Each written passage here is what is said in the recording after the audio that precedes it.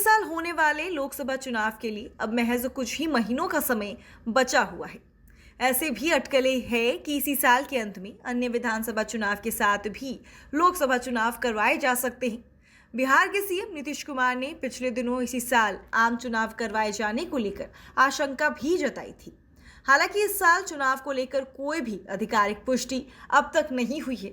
वहीं लोकसभा चुनाव के चलते बीजेपी, कांग्रेस से लेकर के तमाम दल अपनी अपनी तैयारियां कर रही है। पिछले कुछ दिनों में पटना में विपक्षी दलों की अहम बैठक हुई, जिसमें एक साथ मिलकर अगला लोकसभा चुनाव लड़ने पर सहमति बनी। आम चुनाव को लेकर हाल ही में एक ताजा सर्वे भी किया गया, जिसमें लोगों से ये सवाल पूछे गए कि लोकसभा चुनाव होते हैं तो आप किसको वोट देंगे। इस सर्वे में विभिन्न राज्यों का भी आंकड़ा निकल कर सामने आया। सर्वे के अनुसार मध्य प्रदेश में लोकसभा चुनाव को लेकर जनता ने बीजेपी पर ज्यादा भरोसा जताया है।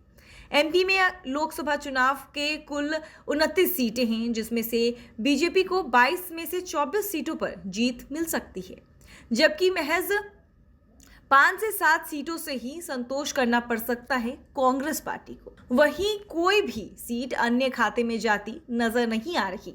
इस तरह सर्वे के अनुसार लोकसभा चुनाव में एमपी में फिर से बीजेपी का डंका बज सकता है। वोट फीसदी की अगर बात की जाए तो बीजेपी को आगामी लोकसभा चुनाव में मध्य प्रदेश में 53% वोट मिल सकते हैं। कांग्रेस के खाते में 38%, तो अन्य के पास 7.80% वोट जा सकते हैं।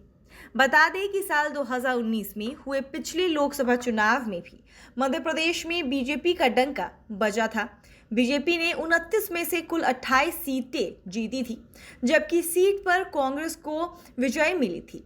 छिंदवाड़ा संसदीय सीट से कमलनाथ के बेटे नकुलनाथ विजयी रहे थे।